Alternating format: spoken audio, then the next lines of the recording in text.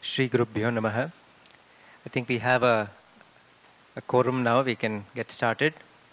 So we are all here today to mark the release of some very, very special books on our beloved Guruji, Amritananda Saraswati. The first of these is the book called The Goddess and the Guru.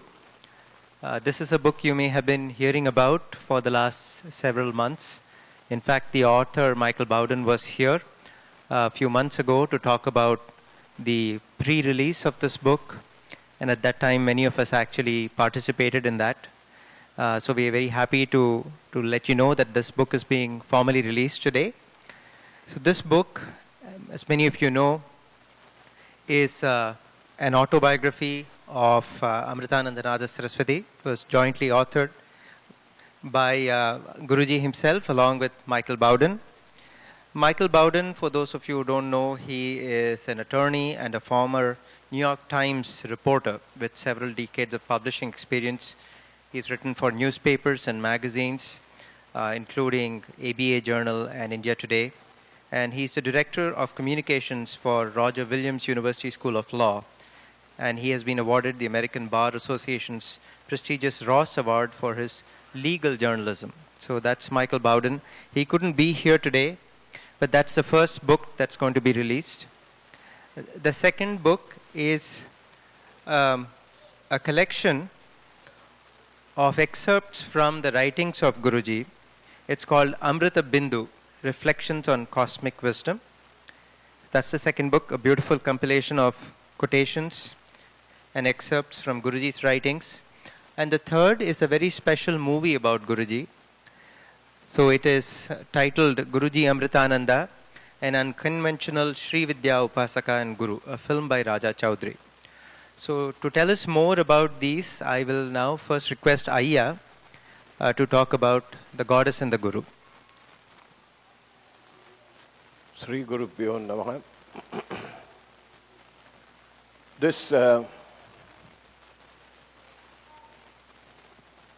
This temple will not be here today, but for one decision that Guruji made way back in 1979. When I reached him, when we were in Zambia, working in Lusaka, Guruji arrived there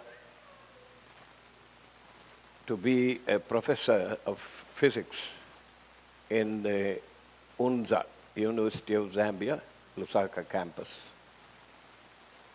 And we already had a few families getting together, mostly in my house, beginning in 1971, we have been doing simple pujas in the house, simply because there was no Hindu temple anywhere in Zambia at that time. And eventually, this gathering that used to happen on Fridays was expanded to include a Tuesday gathering as well in the residence of one Mr. Balasubramaniam, who was an engineer, was on secondment service to Zambia from India. Now, Sri Balasubramaniam introduced Lalita Sahasranamam to the group there, and we started chanting it 2 times a week, once on Fridays during the pujas and on Tuesdays. When the pujas were being done, Guruji attended one of the pujas in Sri Balasubramaniam's house, and I saw him. And I couldn't take my eyes off his face because there was such calmness in his eyes. So I started talking to Balu and hoped that he would take me on as a disciple, because I saw him perform the mudras during Lalita Sahasranama. And the rest of it is history, because everything changed after he came into our lives. And a few months later, about 6 months to be exact, Amma, myself, and our only daughter, who was about 7 at that time, we left Africa to come to the United States. And then eventually a little puja was started at our house, and then slowly it started to spread, and this is what you have today. Many people have attempted to write the story of Guruji. There was a book called Chidagni that was produced and published from Hyderabad, correct? But that happened to be in Telugu, and a translation of it is in the works. We don't know at what point it is there. Then I heard that Michael was writing this book, and when he interviewed me about this book, he also requested that I write a foreword to this one. So I'm familiar with what he did. The work is very detailed, like he would always travel from place to place, interviewing people and then digesting the information and then writing it. So it was to have come out during Guruji's 80th Sadabhishekam celebrations that happened, but unfortunately it could not be completed.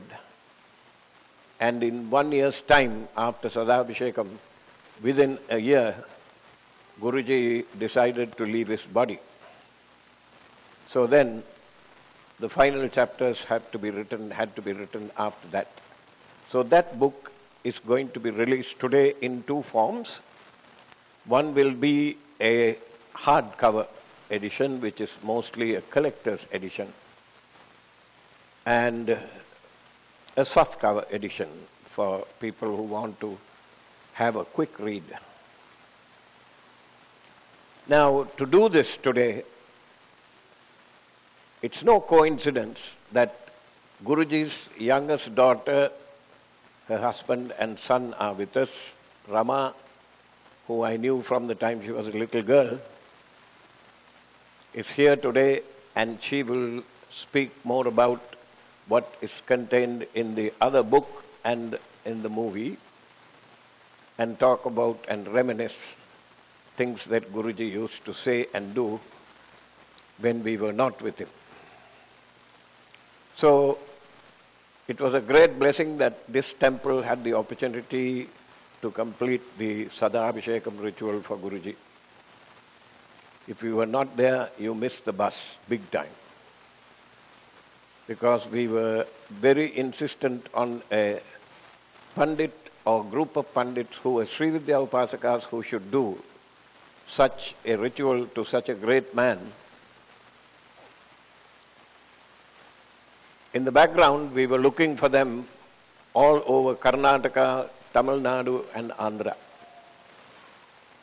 And in Andhra, several of them were willing, but when they heard for who it was going to be done, they backed out. They were afraid. And the priests in Karnataka who also had the same problems. Finally, in Chennai, there were a group of very serious upasakas led by a gentleman called Pattabhiraman. He agreed to come and perform the Panchadevata Puja and Navavarana Pujas and Shama and Varahi, and then do the homams. So if you missed it, the people who were there were blessed. And if we had known that within a year Guruji would be no more, we would have been a little more careful. He used to give hints. When he sent me off to a particular place for meditation and a particular upasana for 54 days, before he cut the line on the telephone, incidentally I happened to be in England at that time. When I spoke to him, he said, "Haran, You're too close to the temple. Let go. It's not something that is going to come with you and it's going to pull you down. Then he said, I'm sending you to a place where I taught you several lifetimes before. You go there. You cannot approach that place without a recommendation. I will send you there. You go and mention my name. They will keep you there. And he sent me to a place that was about 19,000 feet above sea level in the foothills of the Himalayas. I stayed there. This monastery is more than 4,000 years old. And it has no electric lights, no electricity, no computers, nothing. If you have to check your email, you had to come down 15 miles from the mountain and then go to a small town where there was an internet cafe. Before he cut the line, he said, even if there is a death, you should not break your sankalpam. See, like all the great ones, they are very adept in pulling the wool over one's eyes. All my siblings are older to me, and some of them are in their middle 80s.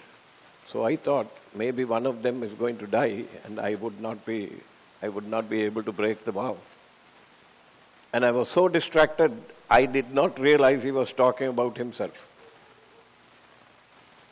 So it was 3 days after he passed that I found out that this had happened. Then I realized what he had said. And he had told me, no communication of any kind. Nobody, you must not talk to nobody. No communication, don't contact the temple. And I kept his instructions. And then after 54 days, it's only after that I even spoke to Amma. And when I went to Visakhapatnam. So this story of Guruji is a valuable addition if you are serious about your upasana and if you are serious about Devi worship, because here is somebody who opened this super secret upasana to everybody who was interested in it. And he said, you find your own way. Don't blame anybody. If you are not progressing or if you are not receiving the mental and spiritual satisfaction, remember that there is something that you are not doing right. He said, never blame anyone. Try, find your own path and forge your own way ahead, which is what most of the people here have been trying to do. And I'm glad that this book is going to finally see daylight. It is sad that Michael will not be able to be with us because he has some medical issues and he has been hospitalized. So he's not able to, regretfully not able to be here for this release of the book. So much so for this one. And I think I will pass the thing on to Rama so she can talk about what your experiences are and tell us whatever that you want about the movie and the other book. Thank you.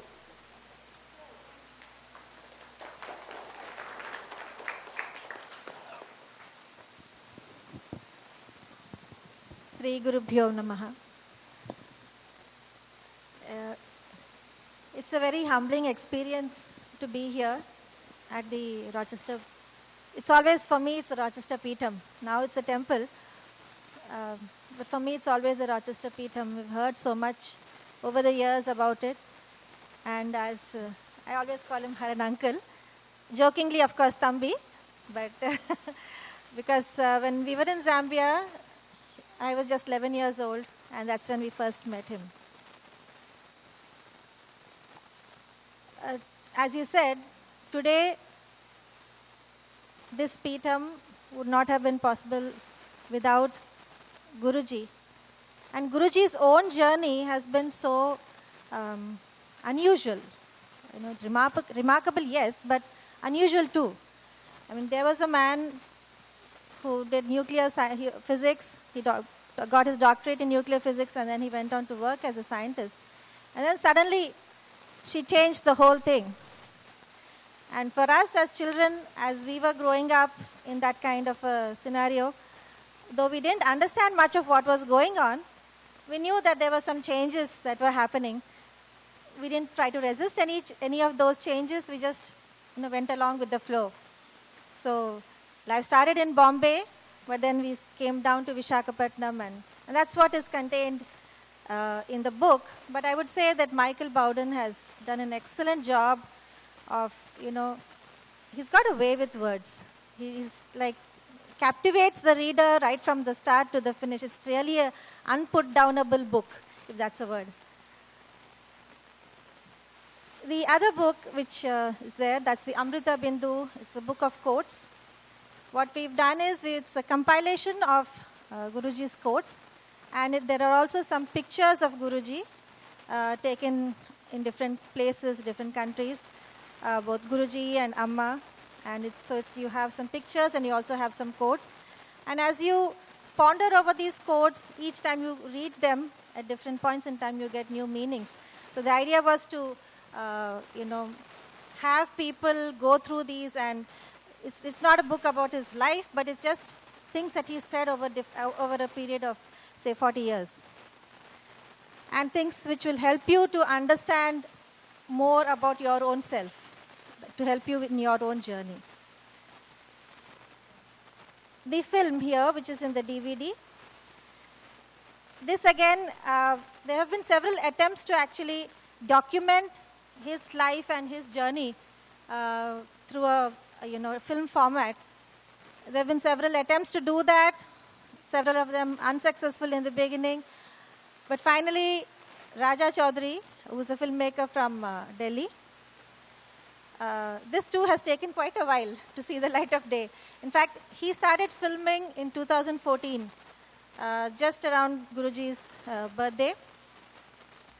And he finished filming and went back to Delhi. And within a week, we had the Hudhud cyclone in Devipuram and Visakhapatnam. And all the trees, they just fell down, and it was really chaos all around. It took about 3-4 months for all of that to kind of, rebuild a lot of those structures. So the timing of that filming was, I would say, all Devi's grace. And he has been able to capture a part of, his own journey as from Guruji as a child, his parents and all of that, but also the spiritual aspects, how he became a guru, how he was a reluctant guru. A lot of people here will know about that. There are people who've known him for more than 30-35 years now, and how he always liked to be, a friend, whether you're a 4-year-old child or you're 80-year-old person. He always liked to be a friend to you. And the film is all about that, and it tries to capture the various moods and all the teachings that he has given. I think one thing should be mentioned is that at a time when Sri Vidya or the Upasana of Sri Vidya has always been shrouded in secrecy, only a certain set of people have had access to that. Here was a person who broke open all those restrictions and said everybody should have access to the mother. She is a mother for everyone, and therefore everyone should have access to her. So it was, I would say, 4 decades of extreme trial that he had undergone. A lot of us don't know about the trials that he has gone through. In order to be able to, today, say for example, have a temple like this. At the same time, he was doing 2 things. One was opening up Sri Vidya for men, women, people of all castes, which was totally unheard of in India, people of different nationalities. They've all had some Purva Janma Sukritam to be able to come and receive the teachings.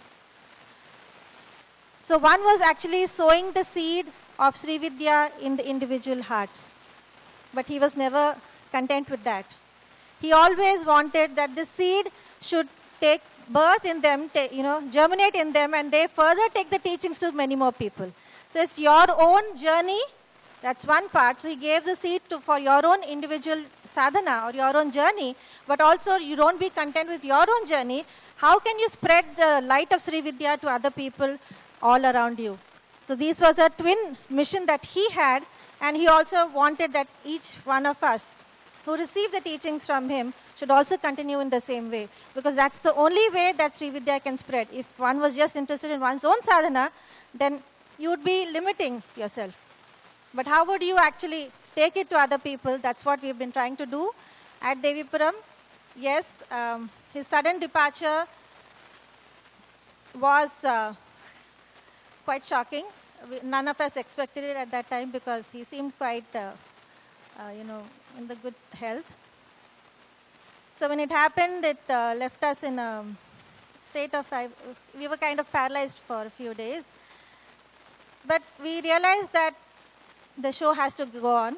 And he always used to say, in fact, that's what is there. People have to celebrate my going. That's what he used to always say. Death is to be celebrated. It's just moving from one phase to the other. There's nothing great about life or death. So to be able to really do that is, of course, one other thing. You have to be really evolved in your own sadhana to be able to do that. So I'm very happy that we are here today to officially release both these books here and in the US. And it's really unfortunate. He was saying how bad he felt that he was not able to be here, Michael.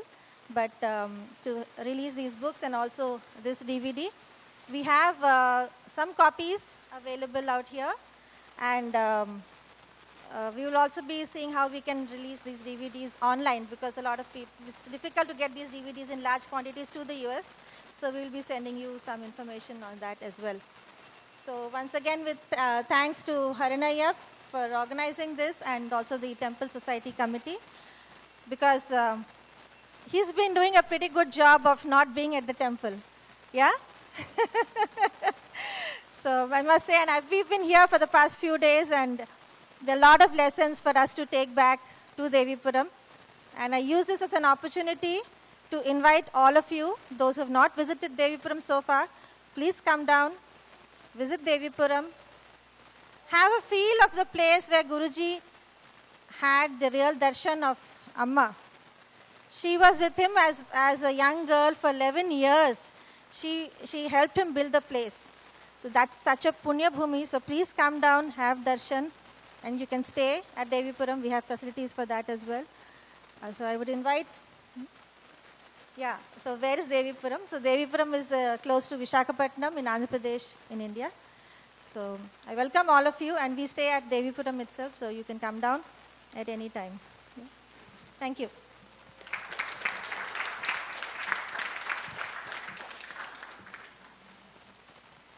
Okay, so we move on to the next phase in this, where we actually release these books. I will request Ramaka to release these books on behalf of the Rajarajeshwari Peetham as well as Devipuram. So first I call upon Shiva uncle to please come up.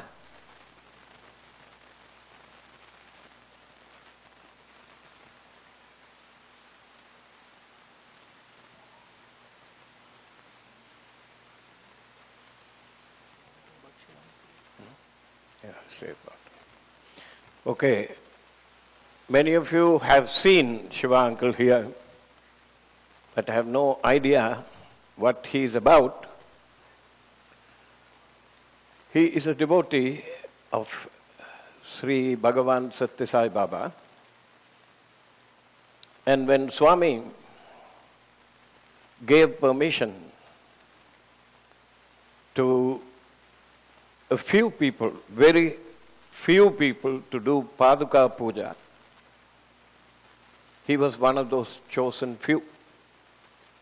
And he has taken this on as his life's mission, and every year has organized the Paduka Puja for Bhagavan in Toronto. And a few years ago, I had the good fortune of being invited to perform the homam and the puja for this Paduka Puja. And it's unbelievable. It's a huge organization. Only if you come and watch, you will understand how much of effort it takes to put something like that together. Padukas come from all over the continent, from as far away as California and Kansas and Florida. People have brought the Padukas and the pujas were done. So this is Shiva uncle, and he has also very great-heartedly donated a whole lot of DVDs and CDs, original recordings, professionally done, of very rare and very old compositions. And so his service is continuing. I think it is very appropriate that he should get to know the origins of this temple and the tradition behind it. So, thank you. Michael.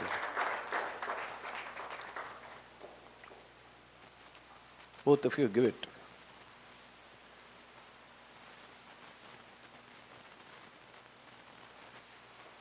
Thank you.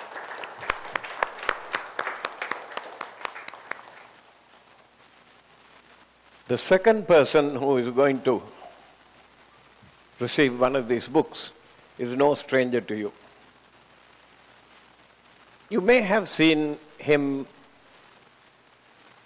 and you may have heard his wife, but you won't hear him. You may have heard his wife.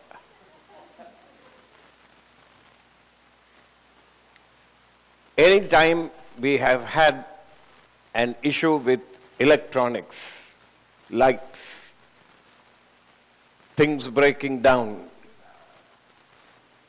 let it be anything, he's always there for us. I'm talking about no other personality than Dr. Dhyaneshwar Chavan.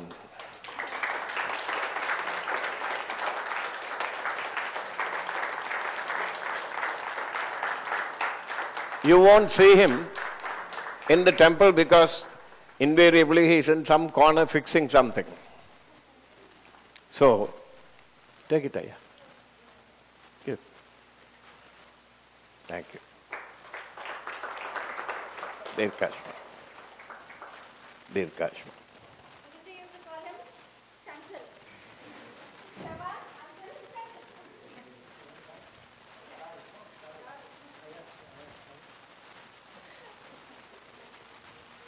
It's my daughter who named him Chankal.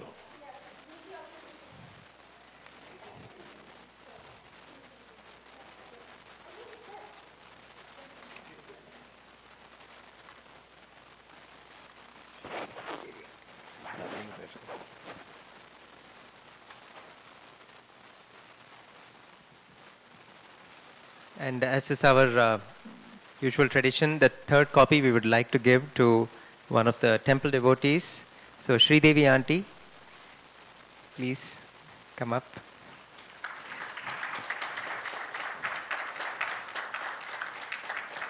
Sri Devi Auntie is from Cleveland, and she is relatively new to the temple, but she has made a huge impact in terms of her dedication, her sadhana. And she already feels like she's been here for 20 years. Right. Yes.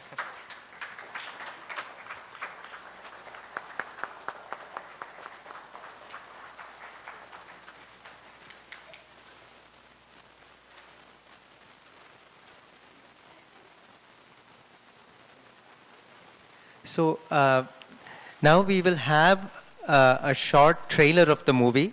So it's going to be on the screen behind you. And the full feature, which is about 75 minutes long, will be after the Mahaprasadam, so around 2:30 in the cabin. So this is a trailer that you will see. And again, I want to repeat that the books that have been released today and the DVDs, the copies available for sale. There's a limited edition hardcover that there are very few copies available. So there are some of those as well. Thank you. So now we can watch this trailer of the movie.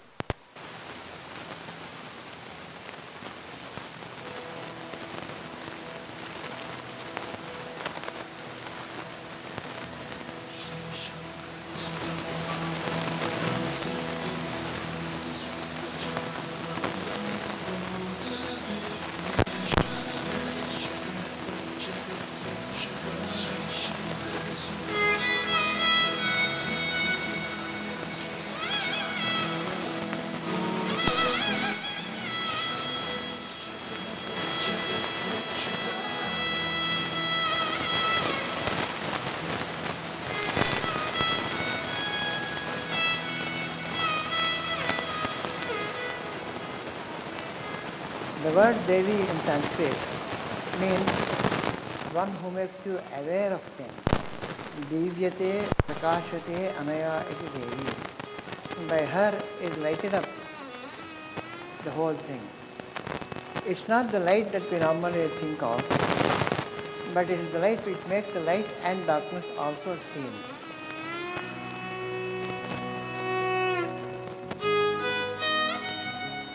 So what is that Jyotisham Jyotihi? And that is only consciousness. You go to sleep, where is this world?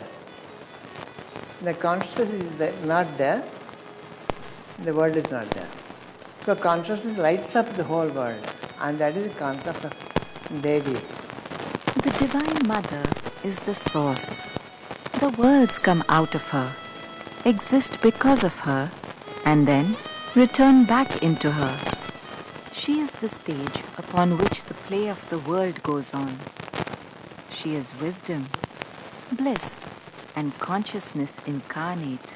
The consciousness is the mother or the womb from which the whole material world appears. The Father is transcendent. It can't be seen, it can't be known, it just exists. The mother is the main principle of the manifesting and becoming aware is the womb from which the whole thing has come. The Kamakhya, the womb of the universe. Everything has come from that womb. Aham Rudre Virvasupishcharami Aham Aditya Vikriyave. I am all the Rudras. I am all the Adityas, the suns. I am all the earth elements. So we see the goddess not only in the human beings, but in rocks, in mountains, in rivers, in trees, in serpents, and in birds. In all these things we see the manifestation of the transcendent becoming manifest and becoming goddess. So our goddess is not limited to human figure or anything like that. What is the sacred feminine, and why have we forgotten her in the world today?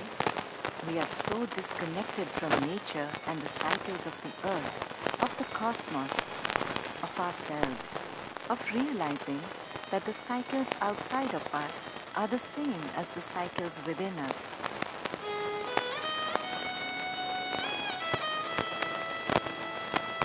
In southern India, a very unusual and critically important experiment in consciousness is underway.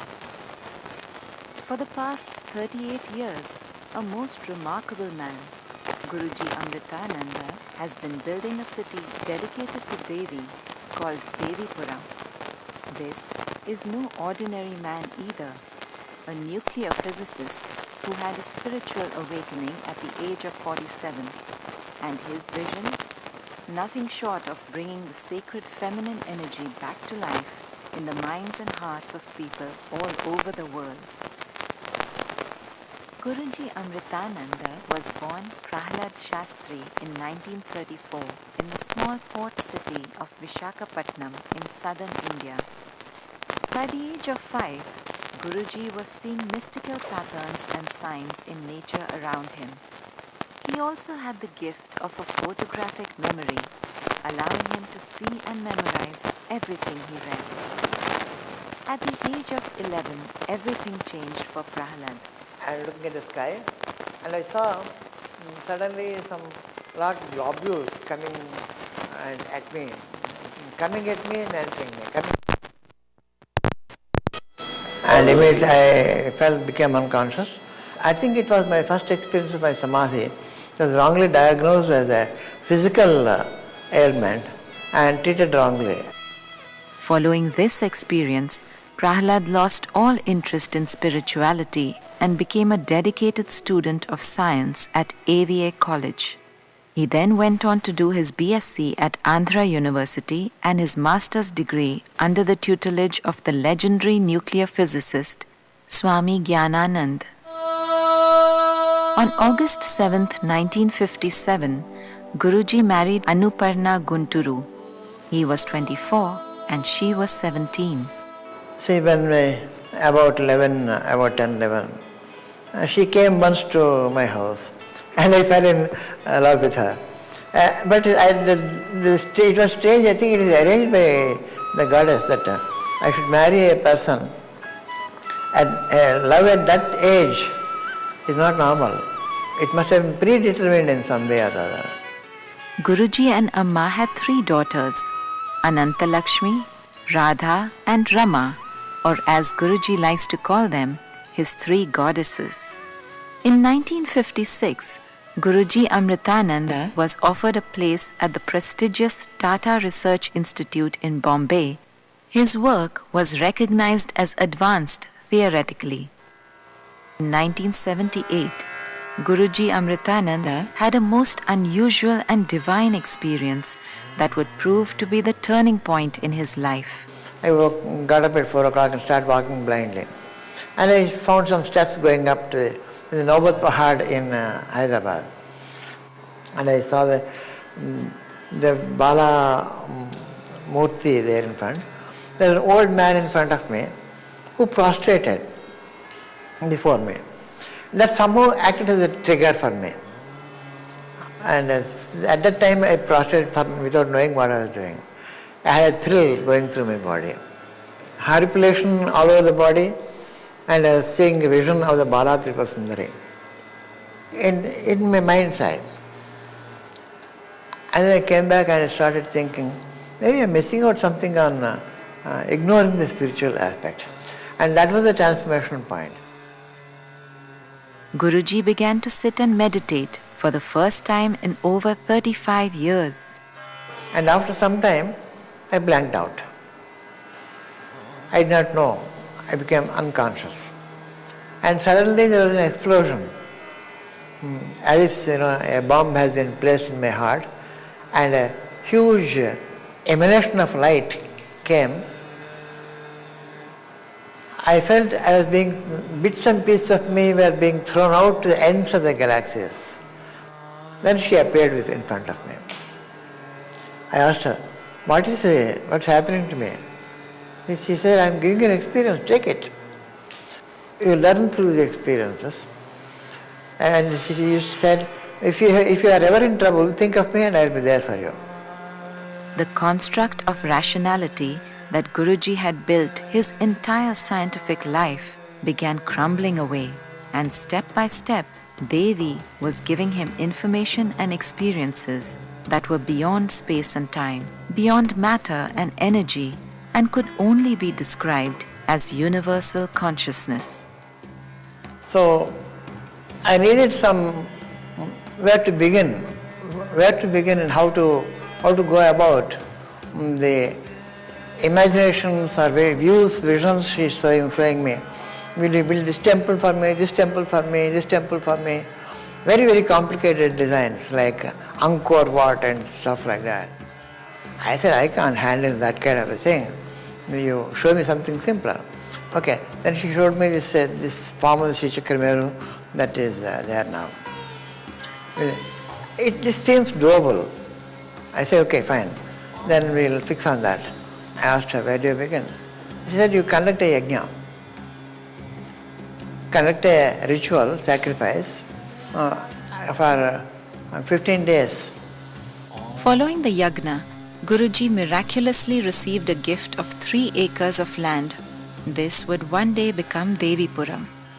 I found this triangular formation of a triangular cut in the rock. This resembled the Kamakhya Yonipeeth. I thought this was a good place to begin with, and I was looking for confirmation. After 4th day or 5th day, I was deep in meditation and I found jingling bells of a girl, anklets moving.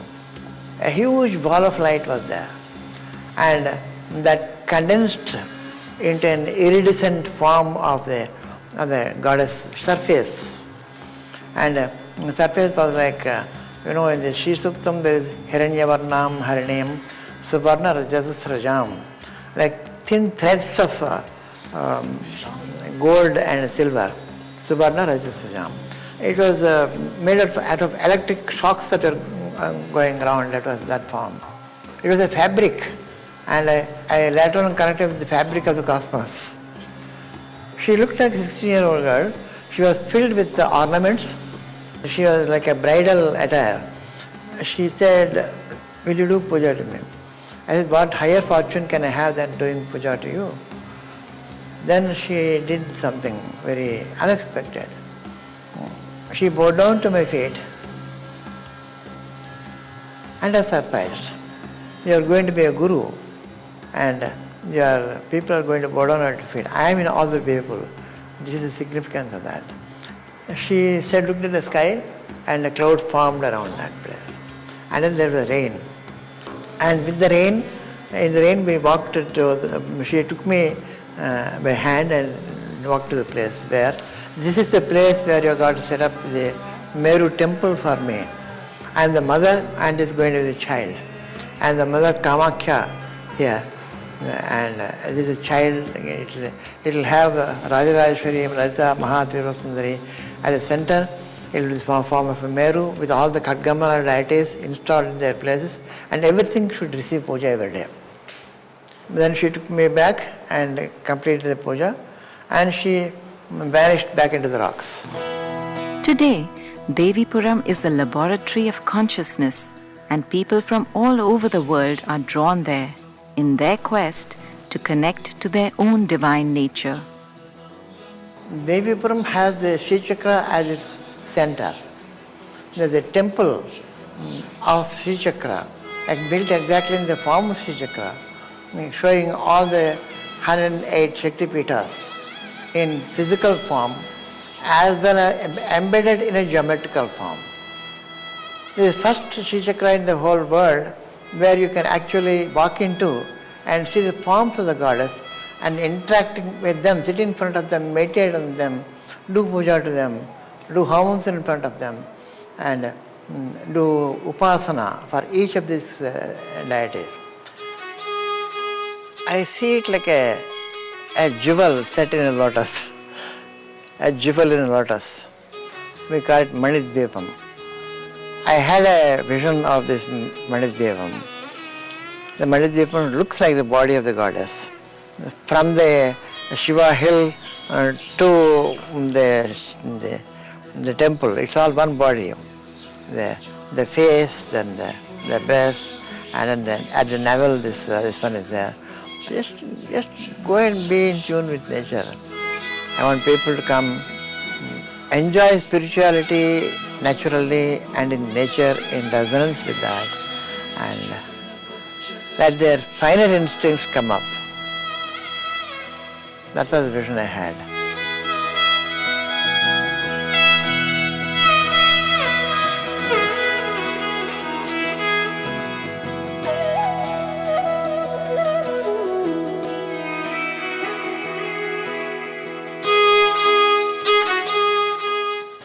I am in the business of happiness. If I exist, it's to make everybody happy. That's my purpose of life.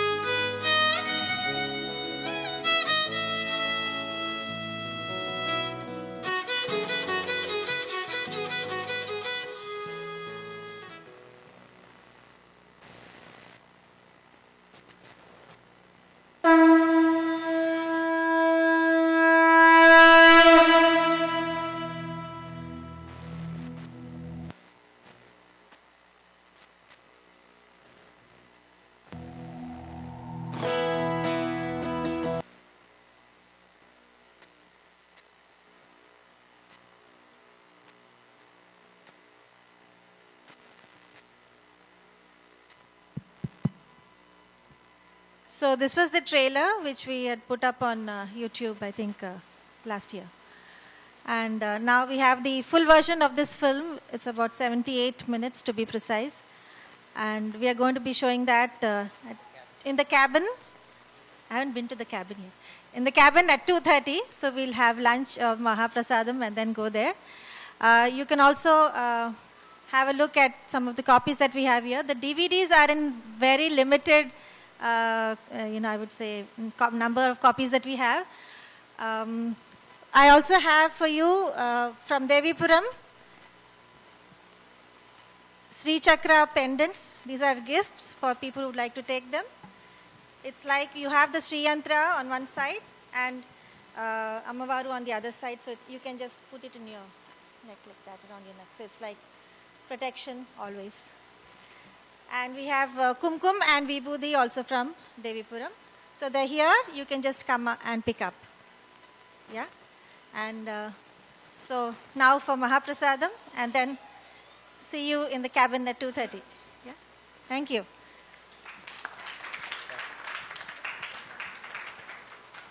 Thank you all.